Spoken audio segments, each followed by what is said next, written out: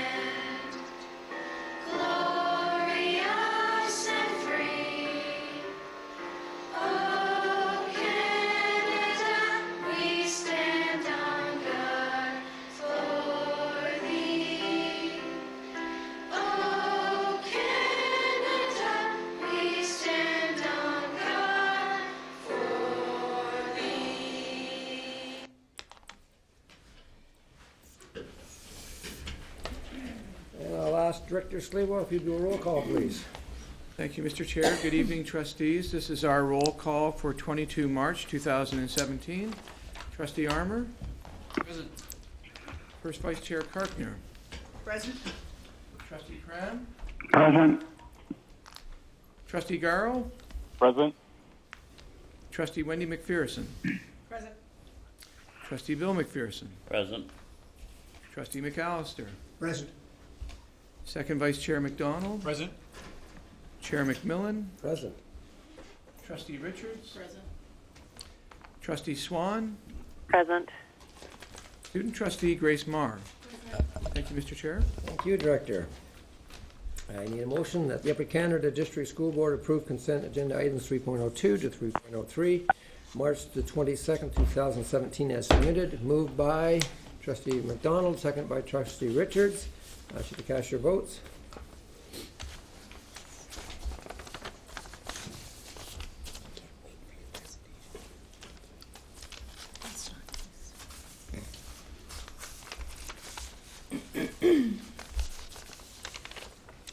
I'm not getting mine for some reason. But favor? Okay, thank you. That carries. Thank you very much.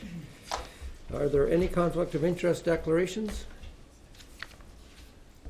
Seeing there are none, we'll move on to the first action item, which is a financial forecast number 2.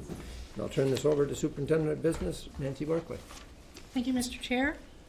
Good evening, trustees.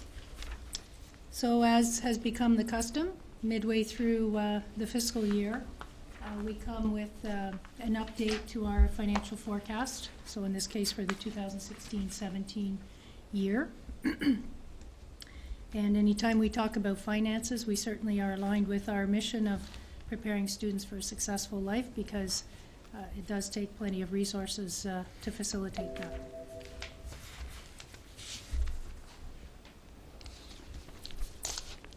Well, I forgot to read the report, but I presume people have read it, but I'll just cover it briefly. So the last time the board saw an update on our 16-17 finances was revised estimates, which was presented in January. So this is an update to that. And in this case, the forecast number 2 reflects updated enrollment projections to the extent possible, So those are as of February 23rd. In addition, at this point, we seek input from all budget owners to give us their best projection of where they believe they will end up at the end of the fiscal year. So that's all departments. That also includes all of our schools and, of course, our related parties, Student Transportation of Eastern Ontario, the Upper Canada Leger Centre for Education and Training, and, of course, the Champions for Kids Foundation. So before we get into this, I can tell you that our outlook at this point in time remains stable. In June, we will come with a third forecast to give you a further update. And that one, of course, will have more up-to-date enrollment incorporated into it, because we will, by then, know pretty much what our March 31st enrollment is. And I would also say that this projection would, if we were to submit it today to the ministry, would be deemed compliant by ministry standards. And we're also on track with our multi-year financial plan.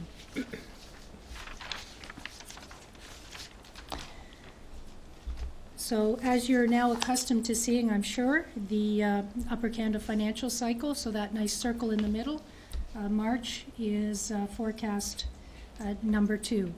So looking back, you saw a revised budget, and the next time you'll see something would be in June, financial forecast number 3, not to mention the budget for, the proposed budget for 17-18. So firstly, we're going to take a glance at enrollment. You may recall that when I came with the revised budget estimates in January, particularly on our elementary line, we had projected increased enrollment versus what had been projected way back in the spring of 2016. But as it does throughout the year, there can be fluctuations in enrollment.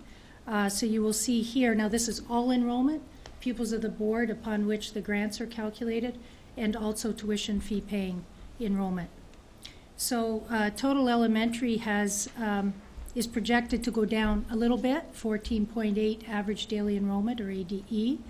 But remembering that, excuse me, from original to revised, we had a significant increase versus projected. So we're still, year to date, a net about 150 students projected to be up. Secondary, excuse me, there wasn't much change when I came here in January. We have a bit of a decline, about 20 ADE projected at this point. So net down by about 16.5 ADE, which is not a material number. And our adult day school, continuing ed and summer school, year to date, down about 29, with the most recent decline 12.8.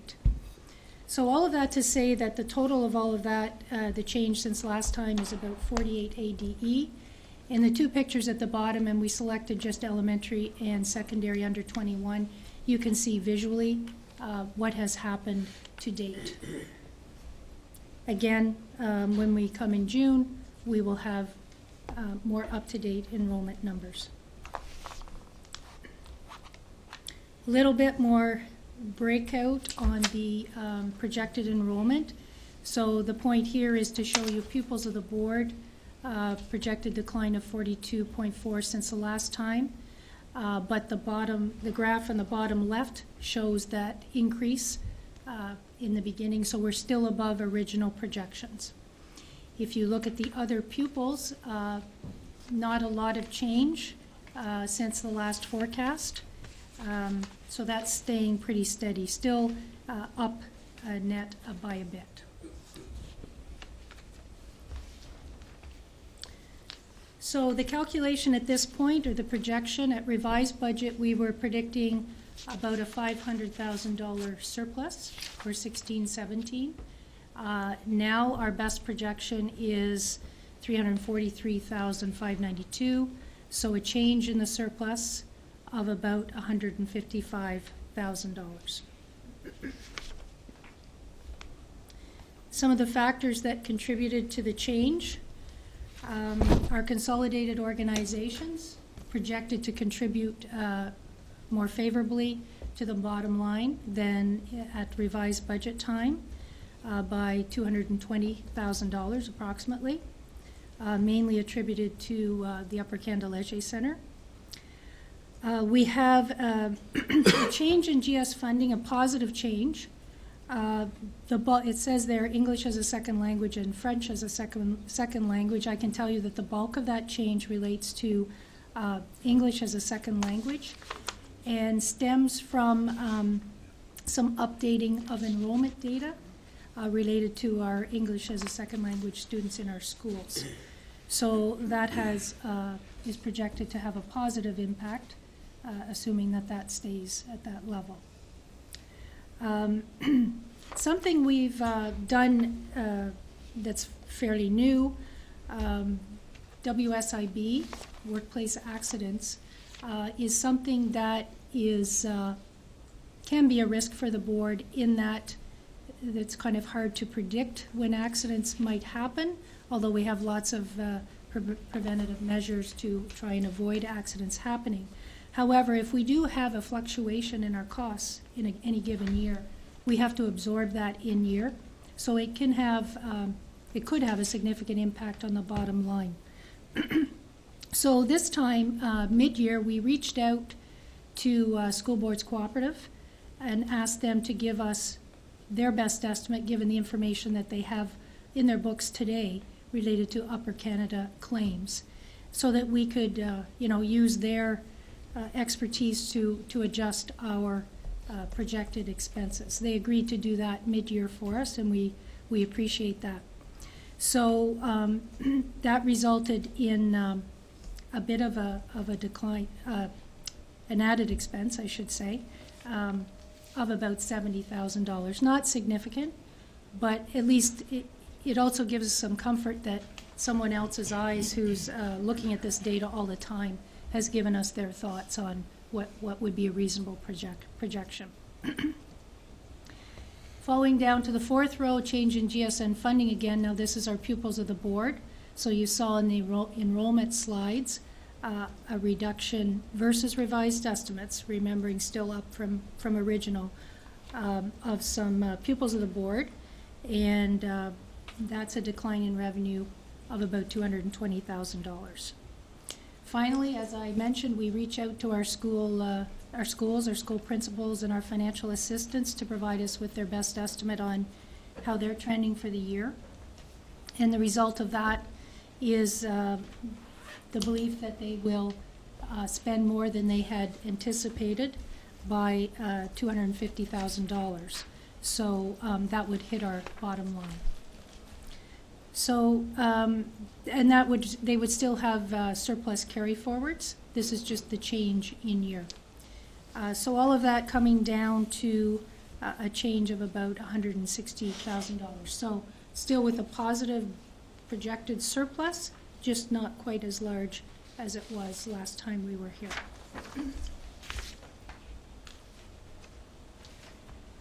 So moving to the ministry's way of determining balanced budget. There you see projected total revenues for compliance, total expected expenses for compliance, with the net change, or net surplus, of $343,000.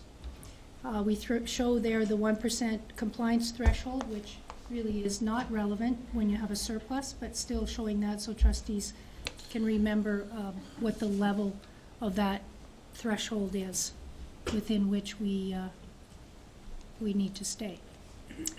The graph at the bottom shows you the changing level of the projected in-year surplus deficit during the year.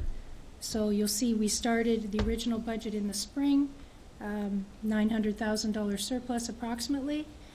We talked about it, revised budget, moving that to $500,000, and went through what all the contributing factors were then. And now moving down just slightly to $344,000, noting that this would still be compliant.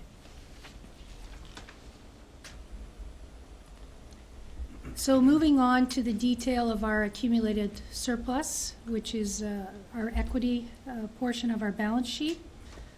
Excuse me. You will see at row 3, numbered 3, in the second to last column is the projected surplus for the year. So rounded there obviously to $300,000. That would still result in, so the column balance at September 1st, 2016, that is updated based on our 15-16 financial statements, which it was when I brought revised estimates as well. So moving to the right, that would leave us with $8.2 million of accumulated surplus available for compliance. Moving way down to row 5, where it's our total accumulated surplus or deficit, you will see that at the end of 15-16, and we've been seeing this for a while, but it's been going down, we have a negative equity position, but if 16-17 pans out close to as projected, we will actually be in a positive equity position of $2.3 million at the end of the year.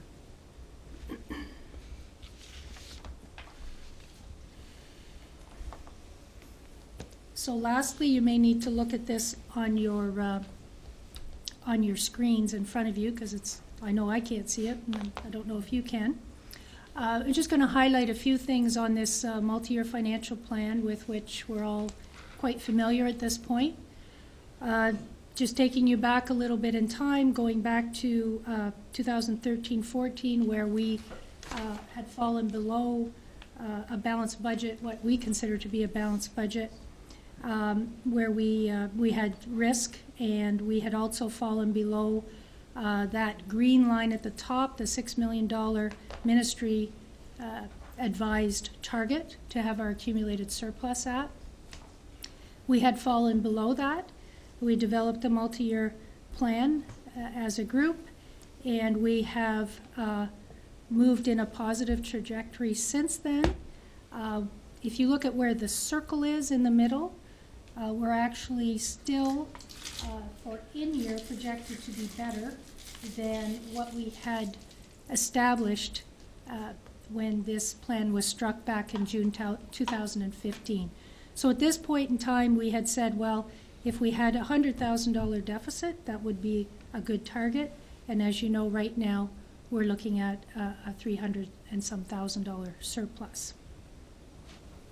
As well, if you look at the bars that are now and have been for a bit of time going above the target, you see that we're projected to be above that $6 million target.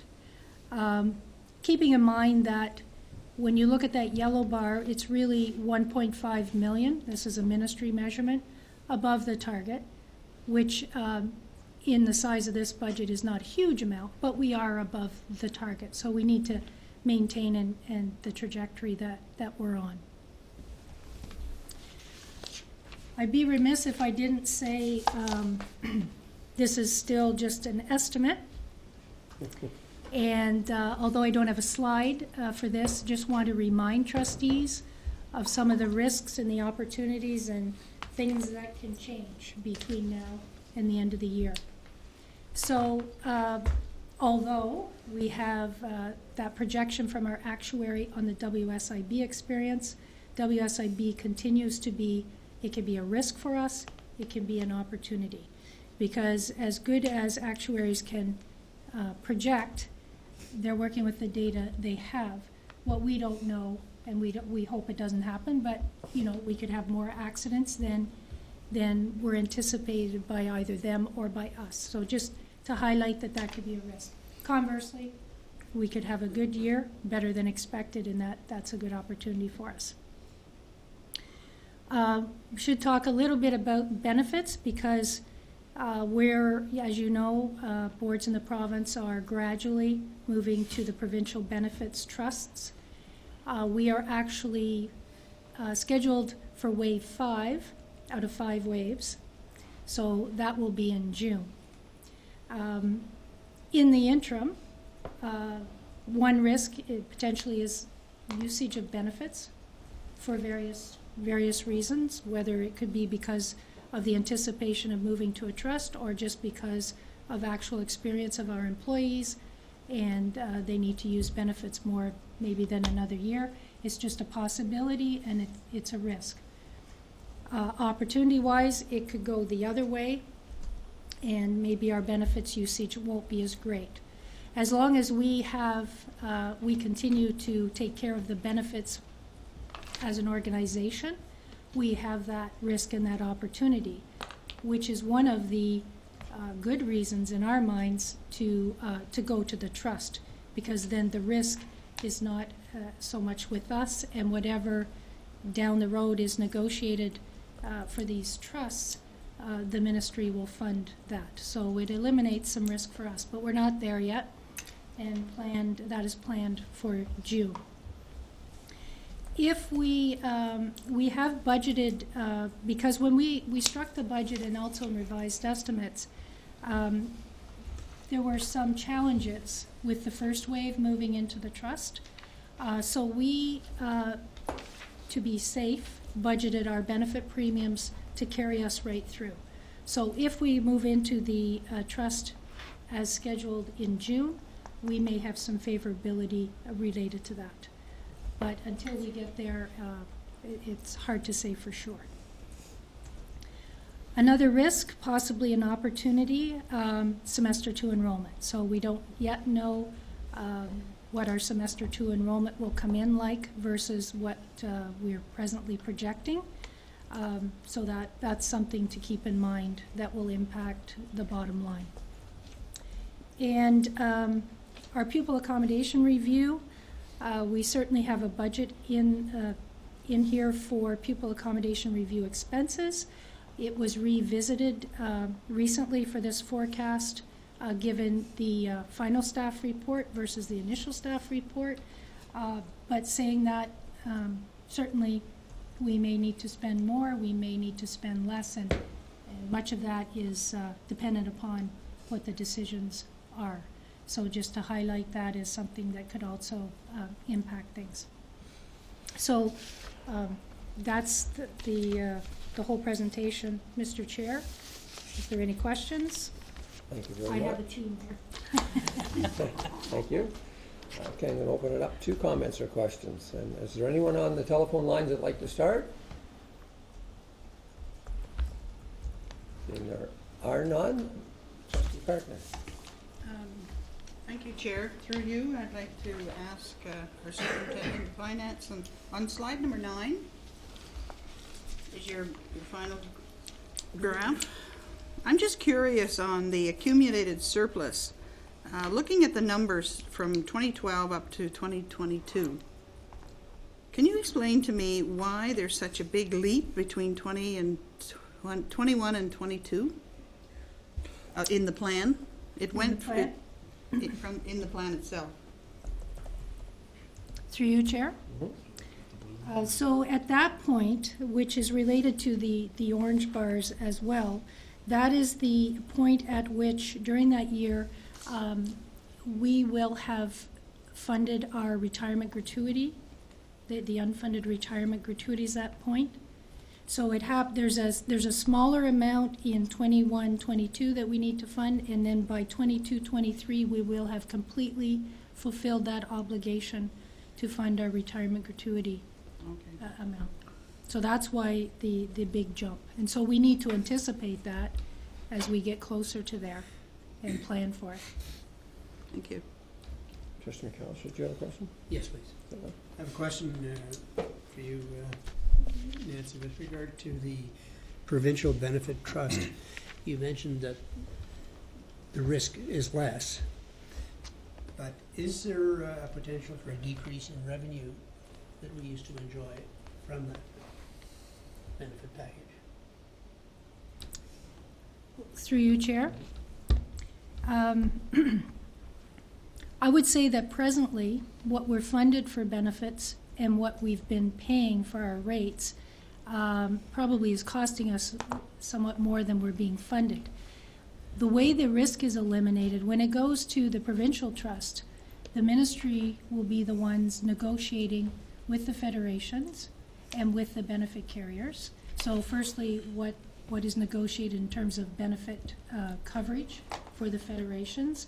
Then they will go to the carrier and negotiate the rates. And whatever is negotiated on both parts, the ministry has committed to funding. What the board ends up doing is we're told what premiums to collect from the employees or pay on their behalf, but the ministry funds us for whatever we're paying on their behalf. So that's what I mean by mitigating the risk. The risk is really transferred to the ministry. Now, if they fluctuate and go up a lot, certainly the ministry has to figure out how to cover that. But I don't have the inside track on how they might do that. Thank you. Trustee Armour. Through you, Chair, perhaps Superintendent Dawes or yourself, Nancy, can answer this question. When we're building our model to predict student enrollment, in light of what we went through and of what we're going to be voting on tomorrow, is that factored in for next year's budget in terms of predictability? Through you, Chair. When I get to the next agenda item, which is the proposed not proposed, but to share our outlook for the 17-18 budget, yes, we will cover that. Okay. And we have from Superintendent Dawes' department the projection of enrollment, plus you will see that we've also built in a contingency. Perfect. And then Follow up. Go ahead. follow up. Thank you, Chair. I don't know if you want to say anything more. No, but just a supplementary of the kids that we saw leave, or the decrease that we saw in the budget that you just presented here, the 47. Do we know why they left?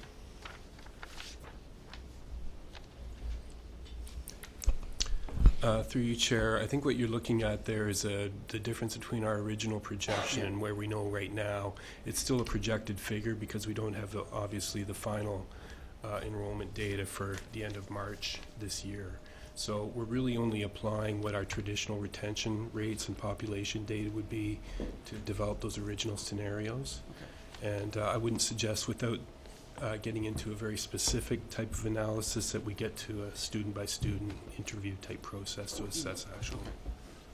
Just a comment. Not that I'm trying to get into that, just I'd like to know, is it something that we're not doing as a board? Why we're not meeting those projected numbers that are projected, right? Again, through you, Chair, I wouldn't suggest we're not meeting them. It's just a question as to where we are right now in relation to the original projections that we developed for this year for staffing purposes. So again, because we're looking at an ADE, which is across the board entire year view of our enrollments, we don't know yet what that actual ADE will be because we don't have the other side of the equation, which is the end of March enrollments. So we're simply equating where we were originally on our assessment versus where we are now, based on our actuals for October versus what we were originally projecting, still acknowledging that we don't have the second piece to the enrollment picture in place yet. Not yet. Any other comments or questions? Trustee McDonald. Superintendent Barkley, if on page 7 or slide 7, this is the trajectory, I guess, that we've seen. We had a $900,000 surplus and now forecasting a $343,000 surplus. What happens with those funds? So we projected a surplus, so we went into the year having more money than what we believed we needed. We've used some of that. If we don't use any more of that, what happens to that $343,000? Through your chair. So if the $343,000 ends up being our operating surplus at the end of the year, it would go into on row 3 in the equity section. So our equity would increase to 8.2, available for compliance. Some of it you will see will go up to what used to be called the working funds or unappropriated. So it falls into the accumulated surplus and could be drawn upon in future years if there was an in-year deficit. Mm-hmm. So hold that thought, because I want to come back to that in-year surplus or in-year deficit. So if we had not planned $900,000 surplus. In essence, we would be $500,000 deficit this year if we didn't have that surplus, which then would affect that line 3 by reducing it by 500,000 and change. Is that correct? Through you, Chair. So given what has transpired, what our October 31st enrollment was, the projection of expenses and revenue, yes, that would be the case if that's where we ended up. So if we have in-year deficits and we have an accumulated surplus, we are not able to draw funds from that surplus, though, in year. We have to go through the year in a deficit situation and then budget for it in the following year. Is that correct? Through you, Chair. So if we have an in-year deficit, we can still be compliant within the 1%, provided we have the accumulated surplus to draw upon. Excuse me, but in year, it's still recorded as an in-year deficit for compliance purposes. So it would reduce the accumulated surplus, so the next year, you'd be starting with less equity. Like if you did that year after year after year, eventually you would deplete your accumulated surplus. Am I answering the question? Yeah, I may one follow-up. Typically, we some of us would recall in those potentially that were in municipal sectors, is boards used to be able to draw funds from reserves to balance budgets on a given year. We don't have the ability to do that the way this PSAB is developed. Is it PSAB that's that requirement or ministry requirements? Through you, Chair. That's a ministry requirement. So you are correct. We cannot draw upon what used to be called reserves, which is now accumulated surplus in year, to have a bottom line that is not negative, to make it a positive. That's the flexibility that we lost. Okay, thank you. Any other comments or questions? Sorry, excuse me, it is Wendy PSAB. McPherson? I just wanted some clarification on, Yep. So just to end it, with what he was saying is as long as we don't fall below that 1% flux, we can't pull on the reserves or the deficit, accumulative deficit. Is that it? Like we can go down, but we can't go down more than that 1%. Through you, Chair. We can go down the 1%, Right. provided we have enough accumulated surplus to cover it. Right. Okay. Now I got it. If we go below that, that's another story. Got it. Okay. Thank you. And sorry, I will correct. It's PSAB is the reserves part of it. That's a PSAB rule. The ministry rule I was thinking of was more about the 1% and the compliance.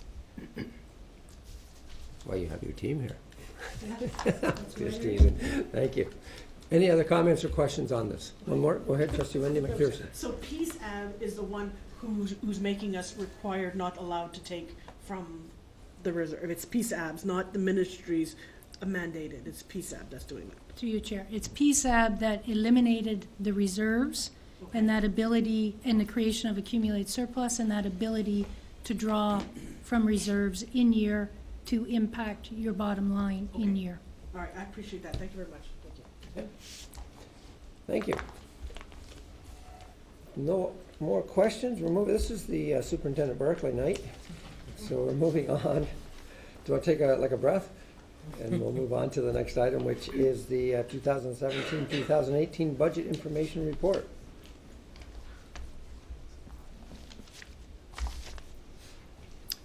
Okay, so through you, Chair.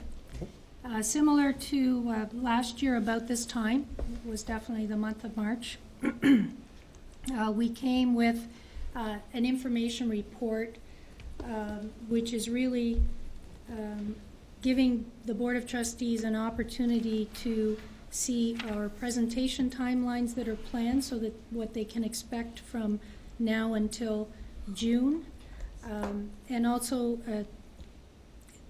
talking about what we project in terms of GSN's tuition fee revenue and what we project our expenses to be in the absence of knowing what the GSN announcement will tell us come the end of March. So certainly very much an estimate in our case.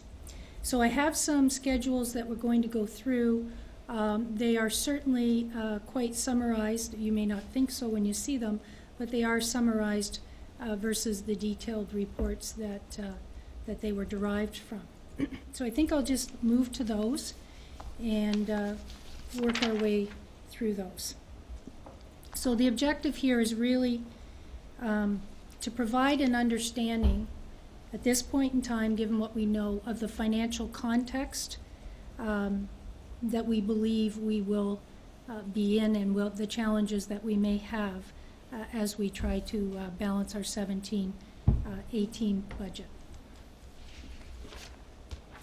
So, although an estimate such as this is at a point in time, it is built on many other assumptions that are behind all of the data that builds up to this. But what we're sharing here are just some of the key assumptions that I think you need to know. So the data assumptions are based on pre-pupil accommodation review recommendation outcomes. So this is without any view to what potentially the impact may be from any school closure decisions. The enrollment projections used for 17-18 are based on, again, Planning Department provides us with projections throughout the year, these latest ones from December 2016. The third assumption there is, which is the same as last year, although a different year, we're using what we know. So we know the 2016-17 ministry grant structure. So that's what's used to calculate the 17-18 and beyond numbers that you're going to see, because we don't yet know what the GSNs will tell us. Now, there are a couple of exceptions to that. In the case of our special education grants that we've been looking at over the years, and we know that there's a phased-in formula change, as well as the school board efficiencies and modernization strategy of the ministry, we are able to project out what those new formulas are. That does not take into account, however, if the ministry were to change any benchmark rates that impact those grants or any others, and any table amounts. So in that case, the 16-17 rates and the table amounts are what were used for these projections. So the timelines that are proposed are starting, of course, tonight. April 4th, as we did last year, provided there isn't a snowstorm or something. We will go to the Special Education Advisory Committee and share with them the projected funding, which will be the same as what you will see here tonight. But with them, we may dig in a little deeper if they choose to. April 26th, we would come with the first, our list of budget considerations as developed by the senior team, with those recommendations for trustee review and consideration in order to balance the budget. May 2nd, we will go back to SEAC because by that time we will have the GSNs, we will have the forms, Michael will have done all his, and team will have done all his calculating, and we'll go back to SEAC with updated revenue, expenses, and considerations specific to special education, with Superintendent Allen, of course. May 10th, we would come with a second deliberation report, if required, dependent upon what transpires from the April 26th meeting. And also in May 10th, we would come with the 17-18 proposed budget in the traditional number format that you've seen many times, and hoping that by June 7th, we will come with the proposed budget for approval. So those are the tasks and timelines that are specific to the Board of Trustees. So all this is that we're showing is just to give you a picture to show our decline historically in our enrollment, which won't come as any surprise to anyone.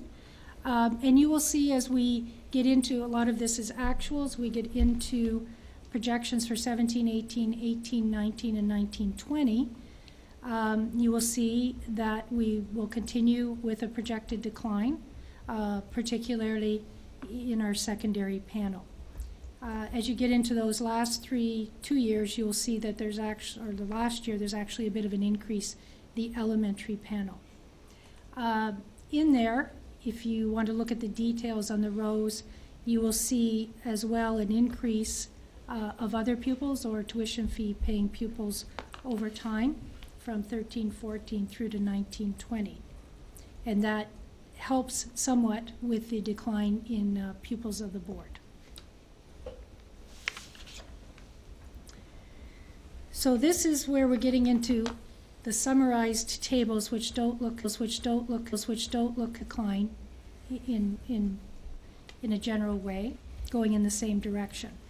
You may notice a few exceptions to that.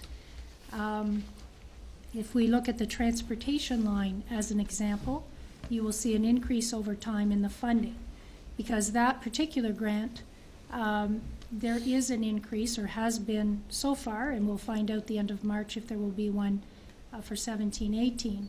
But provided a board doesn't have a surplus or funds left in transportation, which would assume that they don't need additional dollars, but if you do not have a surplus, a board will get a 2% cost update to the transportation funding.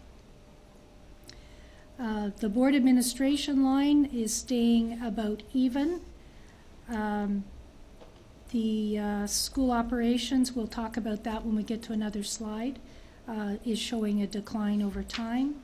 The declining enrollment as well, we will talk about when we get into the school board efficiencies and modernization strategy and the impact of that. So if you look at the GSN operating grants over 3 years, projected to decline by 6.4 million, a slight positive impact from tuition fees with the net projected decline of 6.2 million. So that's really just to give you a view into the future based on current projections, current rates, current funding formula, to give you an idea.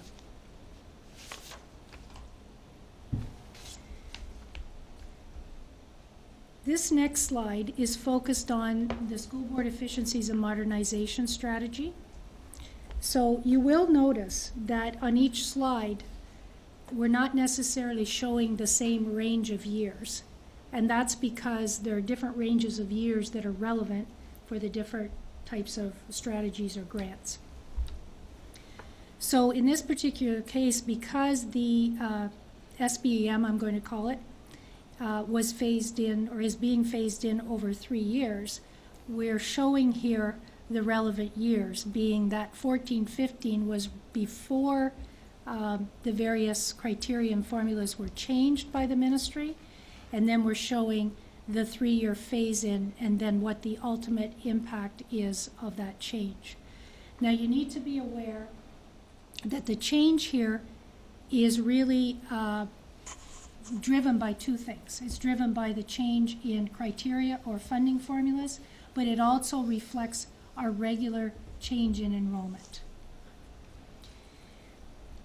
So if you look at, firstly, all the grants that were part of that are part of the SBEM, the school foundation line, you will see a gain there over the 3-year period. So this formula will be fully implemented by this coming year. So 17-18, we're completely into the new formula, whereas it's been phased in by a third over the last couple of years.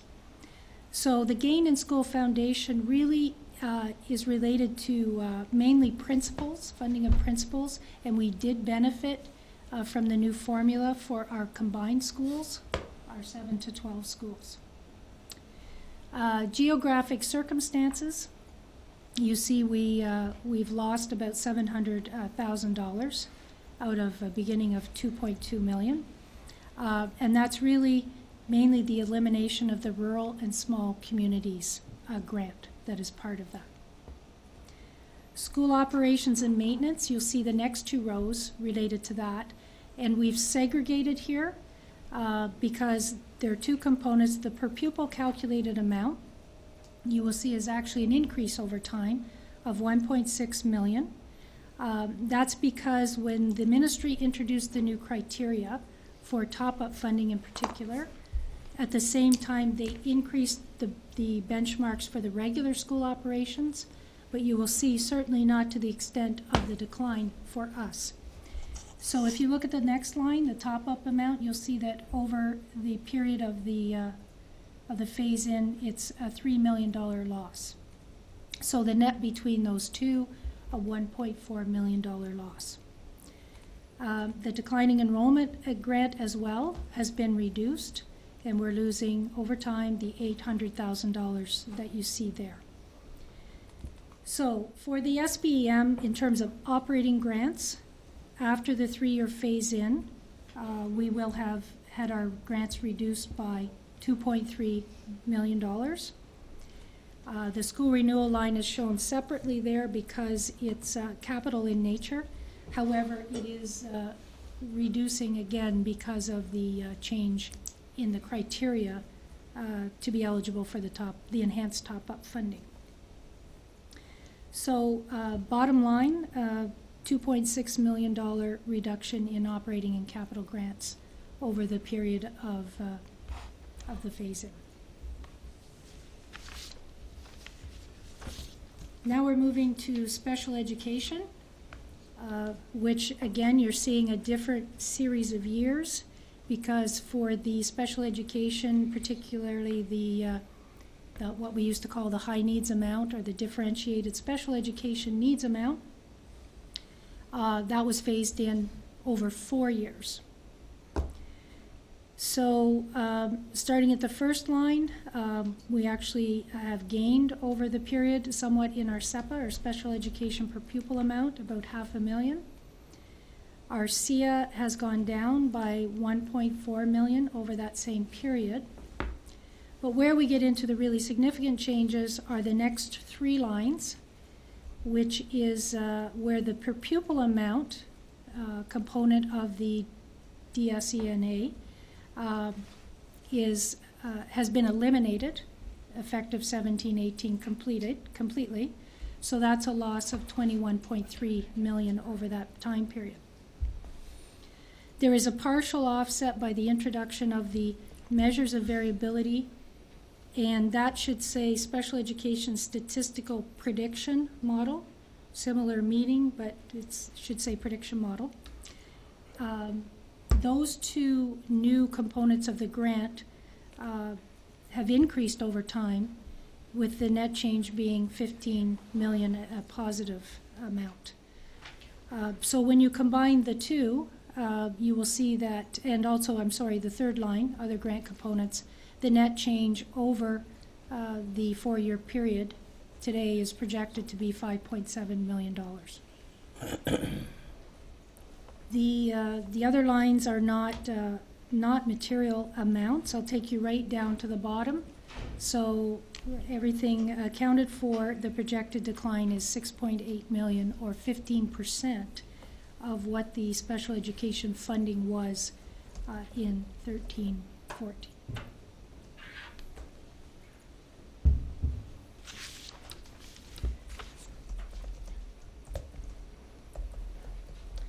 So this slide is our best estimate at this point of our 2017-18 starting point for our budget, and what we believe our gap is, and what the senior team has been looking at, and what they will continue to look at, and try to come up with considerations to close.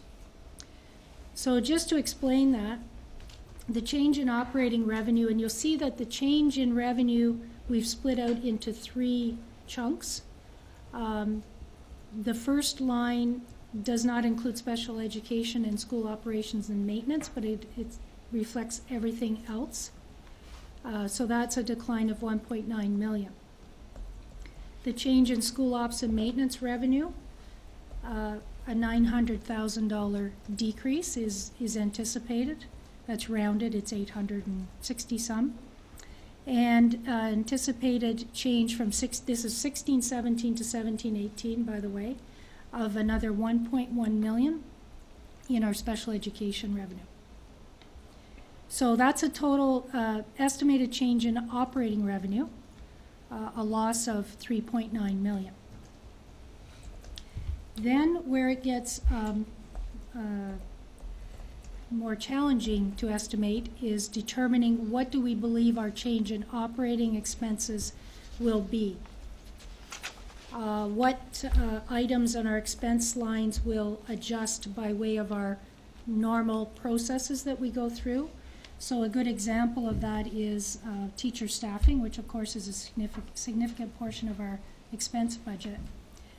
Based on projected enrollment, that of course allows us to adjust what we can afford in terms of teachers, so there are some changes in expenses that happen by way of the normal work that we do to staff our schools.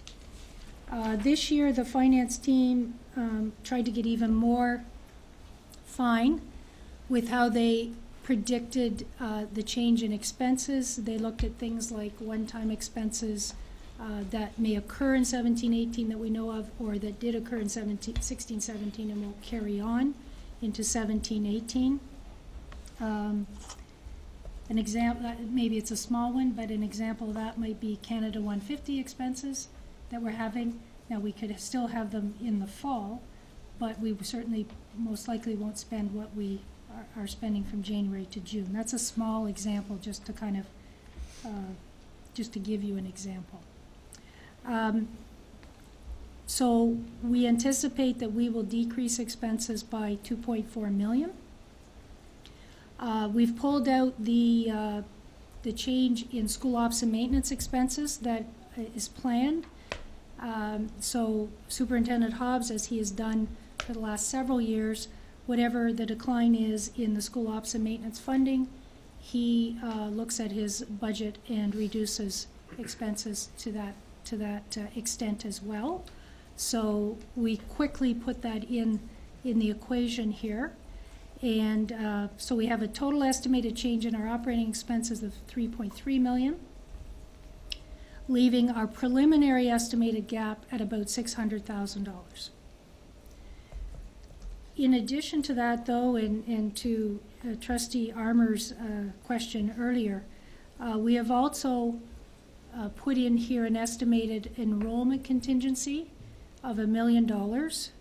And that is really to provide us with a buffer in case that come September we have fewer students. We hope we don't, but we have fewer students than we had originally projected.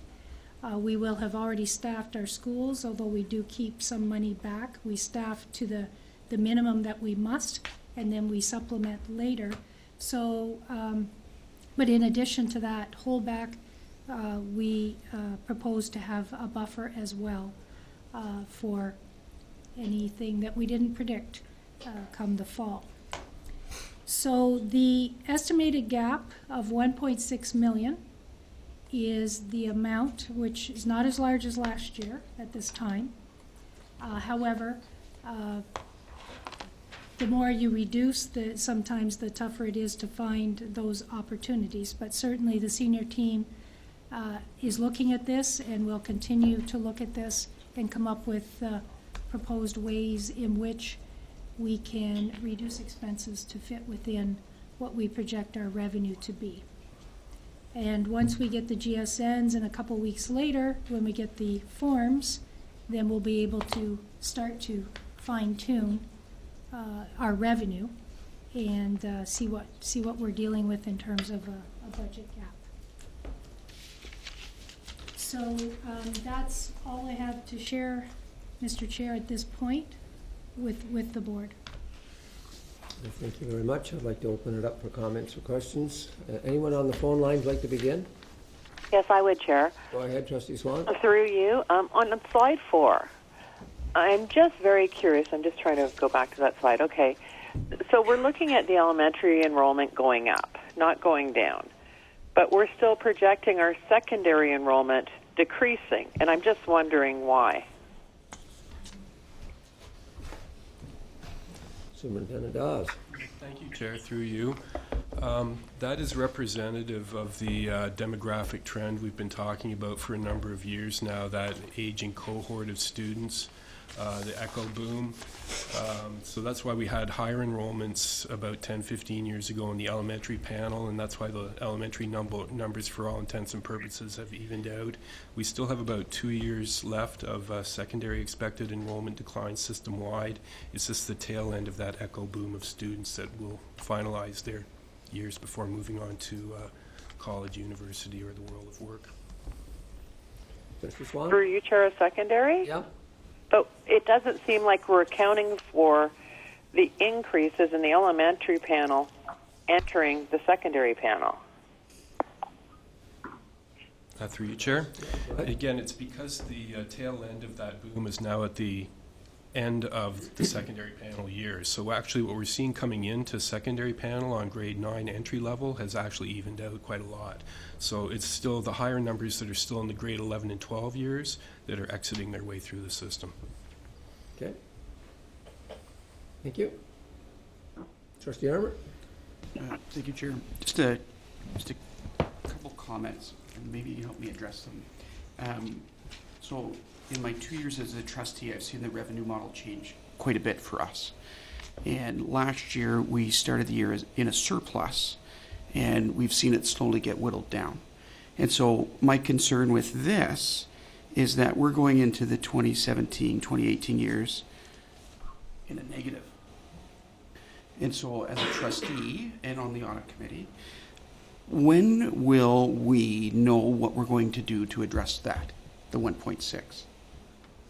Because it's not just 1.6 we started at, that's on slide 8. We started last year at almost $1 million surplus going into the year. And so we're looking at, 1.2 that we really should be addressing.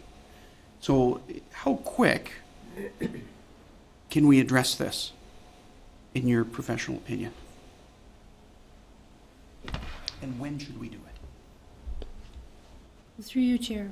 Just I want to make sure I understand. Last year, at this time, we were looking at 16-17 budget, Yeah. and we were projecting about a $5 million gap. Yes.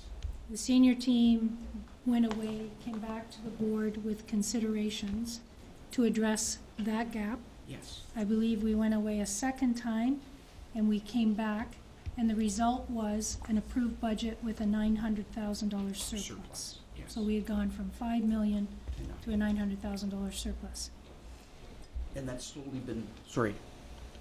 been whittled down. And so To date, yes. to date. And That's, so when can we expect that type of at the table? Same timelines? so, through you, Chair. So we will come back on April 26th, and the senior team will have developed a list of considerations for the trustees to propose closing the $1.6 million estimated gap at this point.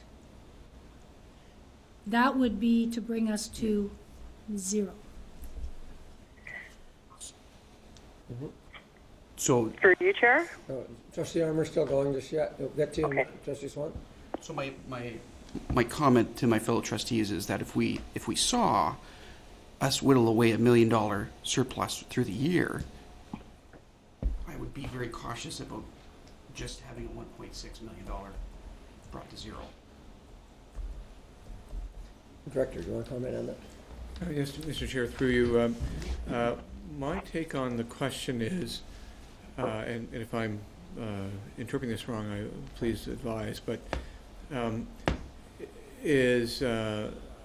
how are we putting ourselves in the best possible position each year of the start of the new operational year so that we don't fall back to where we were in 2014, 2015, or 2015, 2016, which was below the line, and then the line, we went even below that, and then we had to have some fairly vigorous measures to counter that throughout that operational year, and then at budget time to try to counter that again with that buffer, so that if there were some unforeseen costs, we could address it. What we've learned through our working with the ministry and knowing that we are a board that has an overall picture of a gentle decline of student enrollment is that the board can count on having a budget picture like this annually, that the rate of that projected gap will fluctuate, but each year we'll be starting with a gap. And the reason for that is twofold. One is we know that as a declining board, we will over time receive less revenue from the province because our per pupil amount will drop. That's number one. Number two is that where we are incurring higher expenses annually is in the very budget line where we're seeing a reduction, which Superintendent Barclay shared in the spec ed line, has been significant and won't change. Our costs this year, and it was fortunate that the board had a buffer for us to work with, has been actually in the receipt of students with special needs. Even though we are in a general trend of decline, the number of students that we're receiving that have high needs that require support beyond what would be in the regular classroom is increasing.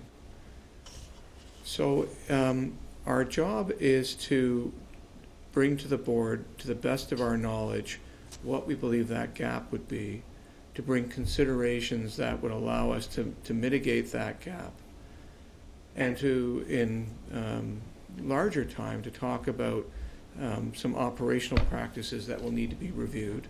Special education program delivery would be one. The process of staffing is our largest cost. So are there places where there would be savings with that? And that's something that I think the board would be expecting staff to bring back to this table over time. I think the point that I really want to ensure that the board is aware of is that the budget picture that we're presenting is one that we believe will be replicated annually because of the nature of the natural decline and the change in the criteria for budgeting, for budget that the board receives from the province. Can I respond? Yeah, go ahead. So thank you for that, and I respect that. However, my comment would be more along the lines of, understandable, and I know we're in a declining enrollment. However, I wouldn't want just to address the 1.6, and as in charge of the budget and for us to approve it, I wouldn't be comfortable going into next year without some sort of surplus built in. And again, Trustee McDonald's brought up performance-based budgeting. All these things help with that. And so as a trustee, my job is to make sure that that's built in there and to see over the last few months that decline, that surplus, I would feel better with that built in. And I think we owe it to the public as well, especially with what we're going through with the ARC process too. So thank you for that. Thank you, Mr. Chair. Trustee Swan? Through you, Chair. I just wanted some clarification here. So this 1.6 that's projected going in, and in these questions are for Superintendent Barclay, it is far less than what we were at this point last year. Is that correct? Through you, Chair, yes, that's correct. We were over $5 million, were we not, last year? Through you, Chair, I believe we estimated 5 million, 4.9, something like that. In that area, yeah. May I continue with a couple more questions in relation to this? Yes, go ahead. So 1 million of the 1.6 is estimated enrollment contingency, and this number of the 1 million is an estimated contingency fund if we lose students based on decisions made on school closures. Is this correct? Director? Mr. Chair, through you, staff are of a view that we need to have a contingency strategy as part of a mitigation strategy for underestimating what that gap could be. Number two is the staff would want to advise the board that based on the conversations that have taken place throughout the communities over the past 5 months, it's harder for us to really predict what families will be committing to for their children in terms of participation in the public education system, because throughout the last 5 months, we've heard families indicating to us that they are contemplating different options for a variety of reasons. And because of that, we would want to make sure that we built that into any kind of projected budget gap, because that is, while it's an unknown in most years,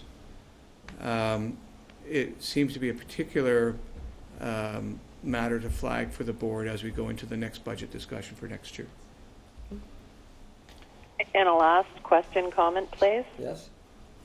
So as we go into the meeting tomorrow night and determine what the board's decision is on the report, on the final report, that contingency could go down dramatically, or could it go up? Mr. Chair, it's hard for us to speculate beyond where we're at this evening. And so I guess our purpose as a staff this evening is to simply advise the board that staff thought it was prudent to build this in as part of our projected approach for building a budget and for bringing considerations to the board for addressing what we think is a projected gap, and as we heard this evening, now to have some type of buffer or contingency if required by the system next year. Thank you. Trustee Wendy McPherson, then Trustee Bill McPherson. Oh, I'm sorry. To answer that, sorry. My apologies, David. Okay, I'm just very quick. I just wanted to understand the estimated enrollment contingency $1 million. How many students does that represent? Like, does anybody?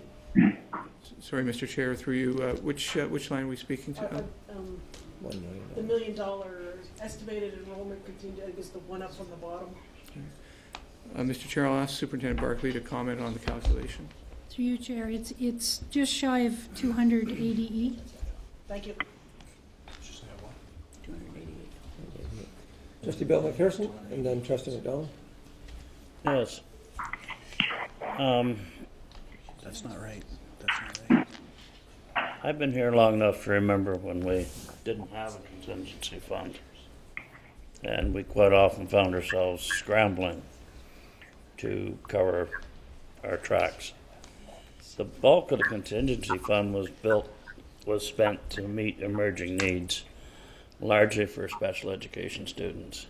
And I need to remind you that for the last 2 budget cycles, we have topped up the special education fund by approximately $1.3 million a year. I'm sitting over here and, gosh, that's awful close to 1.6. And we are looking at further cuts in special education of $1.1 million this year. And I realize this is simply a revenue forecast.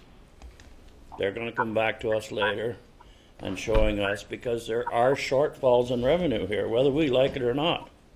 And there's lovely increases in other areas, but those monies may be allocated. So we're getting the good news tonight. And I think we need to focus on what that contingency fund is actually set aside for. It is set aside to meet emerging needs with your September enrollment projections. Because sometimes you get fewer students, sometimes you get more than you predicted. And we can't lose sight of the fact that special education has taken a hit for the last 4 years. And those are our most vulnerable students. I guess it's not a question rather than a grandstanding statement. Thank you very much. I'm going to go with Trustee McDonald, then Trustee Cram. So Trustee McDonald first. Well, just before we go further, I want to clarify the number of students that are involved in the contingency fund, because we receive a little over 10,000 a student.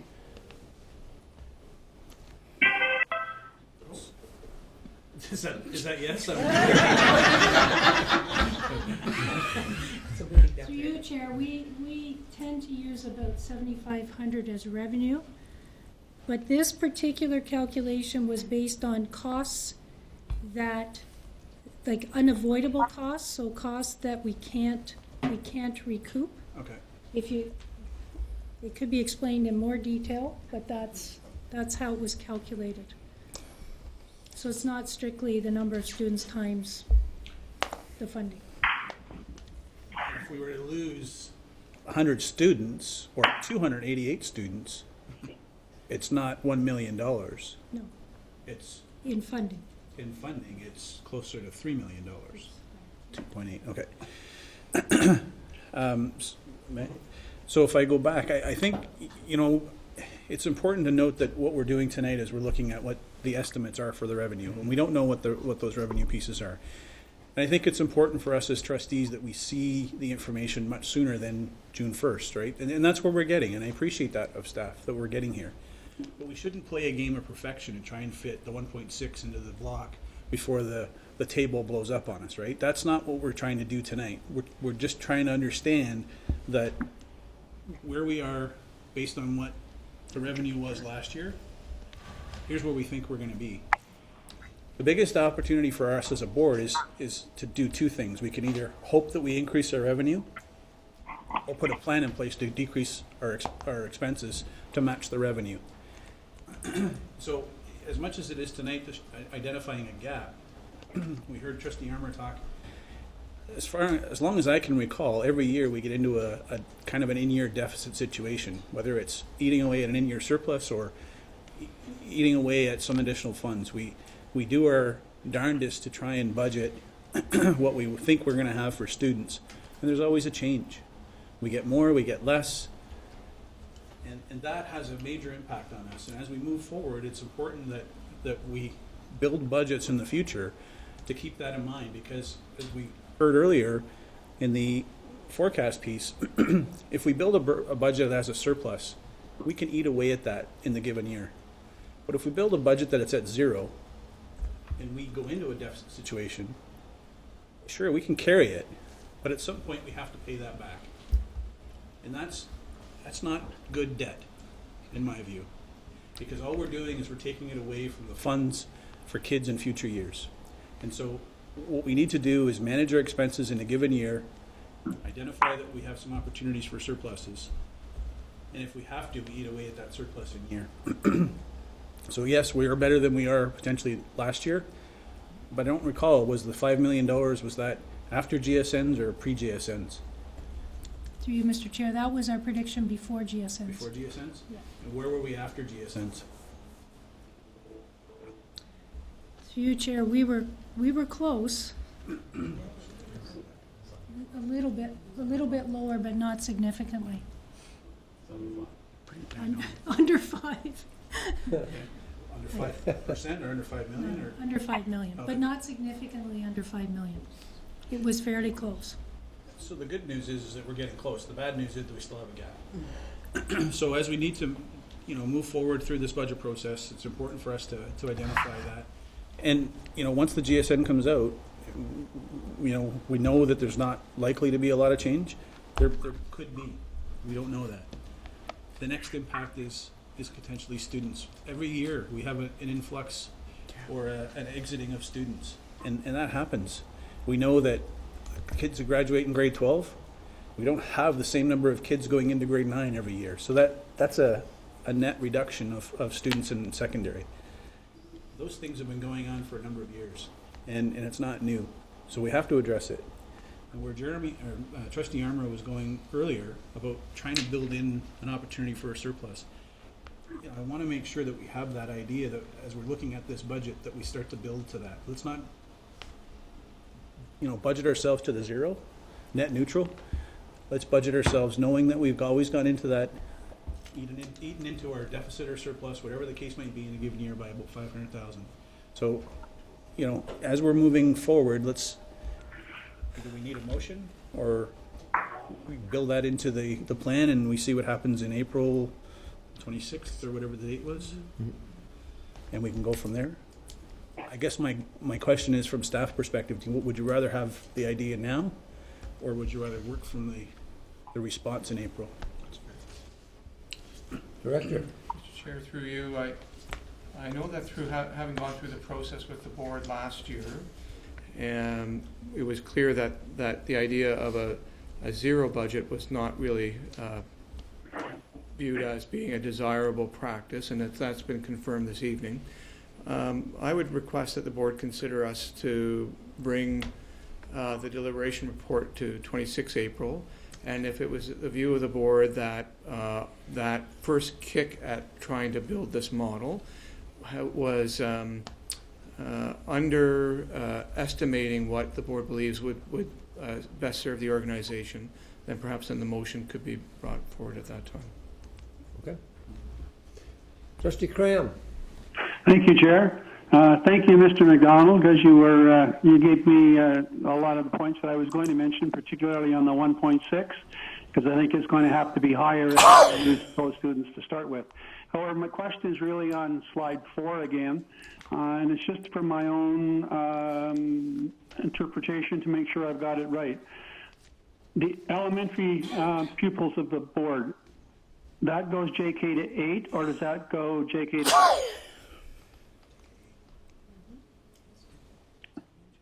Who's going to answer that? Superintendent? Superintendent Dawes? Through you, Chair. That is junior kindergarten to grade 8 students. Okay, so it would be fair to say then that our 7 and 8 elementary section of our board is actually supporting our secondary drop in enrollment. Would that be fair to say? Because our 7 and 8s are in the secondary school? Director, I'll let you start it off, and then... Mr. Chair, through you, I think the key point was that our secondary programs are graduating more students than we receive to sustain it at that level, which is why the number is lower. And I know that we had already earmarked that this evening in the conversation. I'll ask Superintendent Dawes just to speak to specifically that question, because I think that it could be read a couple of different ways. So. Yeah, I'll try. Thank you, Chair, through you. We really are interested in understanding the key transition points when we look at, in particular, our system enrollments. So one of those transition points is entry level for kindergarten. Another key transition point is from grade 6 to grade 7, because as you've suggested, Trustee Cram, that's an obvious transition point for most of the schools across our board. But we do also look at the transition rates critically between grade 8 and 9, because that's moving from elementary to secondary panel. What I was talking about earlier this evening around the higher enrollments that are finally moving out of the secondary panel is more really a reflection of population, right? We have a higher number of children aged that particular age. That's the tail end of the echo boom of students that are now moving through our system. So it's specific to enrollment, but it's specific as well to overall population of that particular age group across our region and across Ontario for that matter. Trustee Cram? Okay, so let me try to get a further understanding of this. Part of the secondary schools, because we have the 7 and 8s in those schools, budgetary-wise or financial-wise, some of the funds coming from the ministry on elementary enrollment are used to support part of our secondary program because the 7 and 8s are in the secondary school. Is that a fair assumption? Director. Mr. Chair, through you, I'm going to ask if Superintendent Allen could just comment on that if she could for a moment, because it's a program question. Through you, Chair. Although the 7s and 8s are in the secondary school, the programming part, there's no or very little crossover. There's sometimes where a teacher from the secondary can make an exchange into the elementary. But when we do elementary staffing and secondary staffing, they are distinct entities.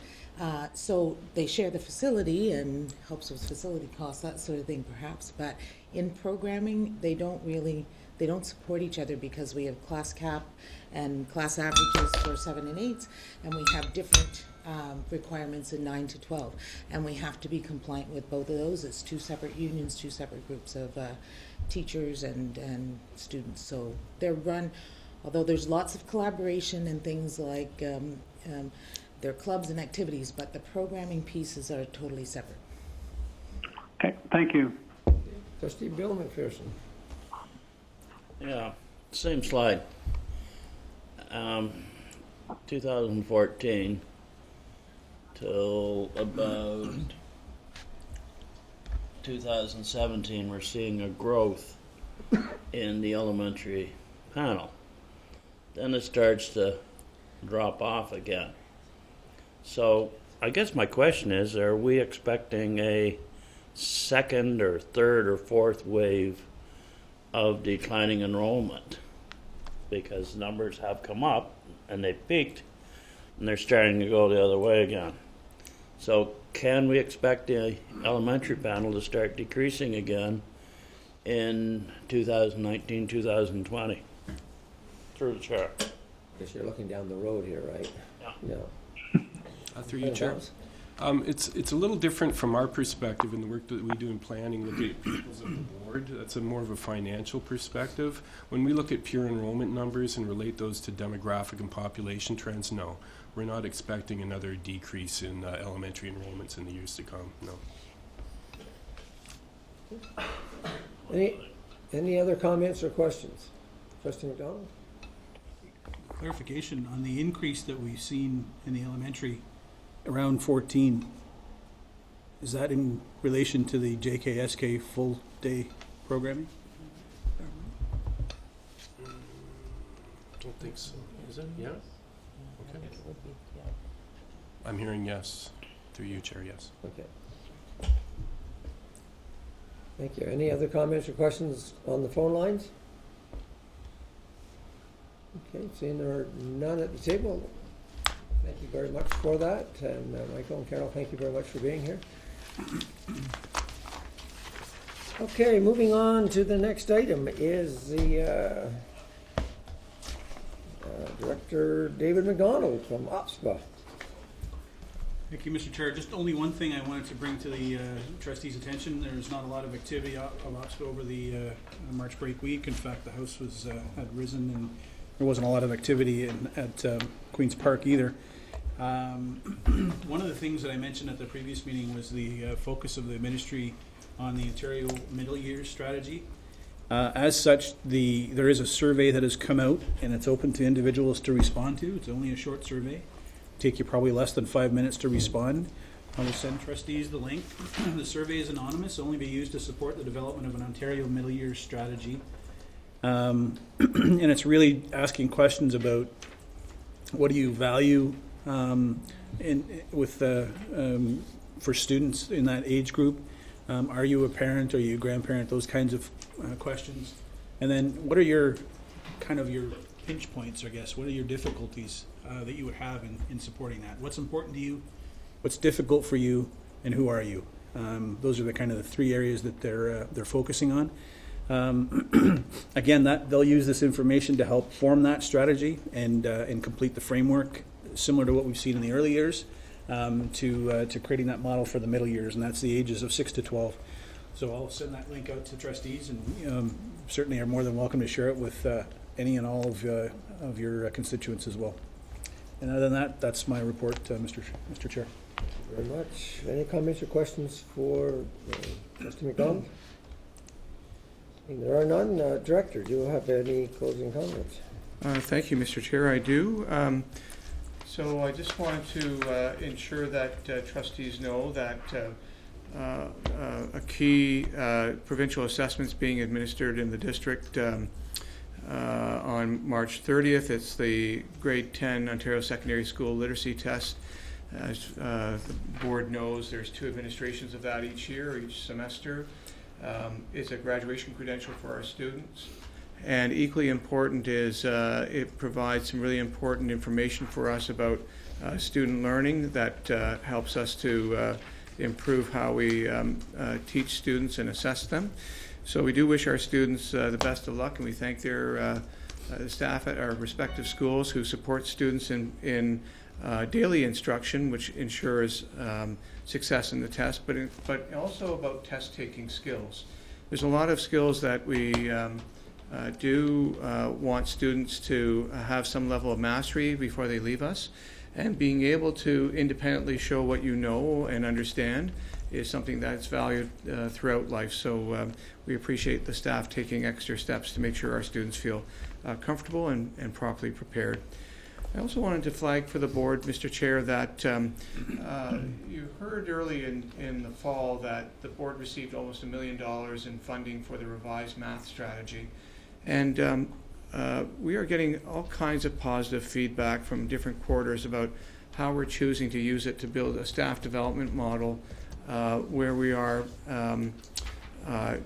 purposely and intentionally bringing teachers and school administrators together for important discussions about teaching, assessment, and building tasks about teaching math to students that we believe is going to make a difference in their success.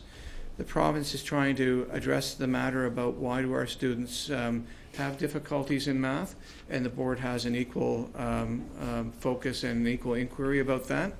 I do appreciate how our senior staff have enabled the system to participate in these 5 sessions that are happening alternate months. This week, for instance, we have 2 more sessions, today and on Thursday. Yesterday and on Thursday.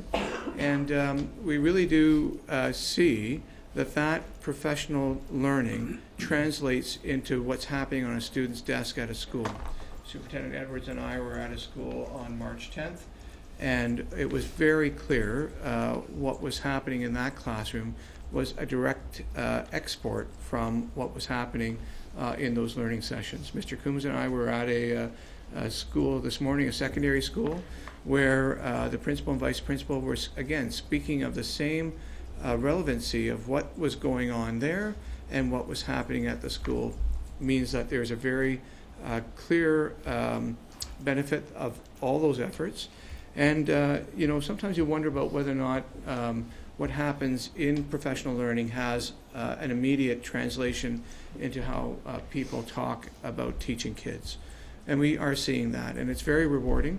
We're very appreciative of the province about providing the dollars for that to happen, but we're especially grateful for the model that we're using in the district because it was something we haven't done before at the scope that we're doing it, and it really is making a difference, at least in terms of seeing it in schools and in classrooms in a very short turnaround between the time that we've had that dialogue and the time that's becoming a teachable moment.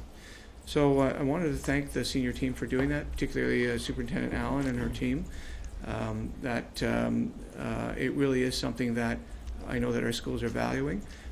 We don't have the perfect model yet because we're keeping an eye on what does it mean to do this differently as we get feedback, but we know that we have a model that works and that people are valuing, and that to me is a great start. So thank you, Mr. Chair. Thank you, Director. Just in my final comment, last Friday about 1 o'clock I received a call from the Minister's office, and the Minister's office said that Minister Hunter would like to speak to me at 4:30. So she called me at 4:30 and we had about a 15-minute conversation. What I want to share with you out of that conversation I think is really important. She said that she was reading a news release from our board, and she wanted me to know how proud she was of Upper Canada and the work we do with our at-risk students. And I believe it was coming off the fentanyl discussion. And she said that she had read it, she was proud of us, and she wanted me to know as the chair to pass that on, that she's incredibly proud of the work we're doing with those students. So from the minister, that's the message she gave to me to pass on to you. So that's my message. And at this point, I need a motion that the Upper Canada District School Board move into committee of the whole, moved by Trustee Wendy McPherson, seconded by Trustee Richards. You're looking at me, I could tell. Just a show of hands. Thank you very much. And now I need a motion that that the committee of the whole move into private session, moved by Trustee Wendy McPherson, and Trustee Armour moved his hand. He's up. Thank you very much. Again, show of hands. And we're going to move into private session. Thank you.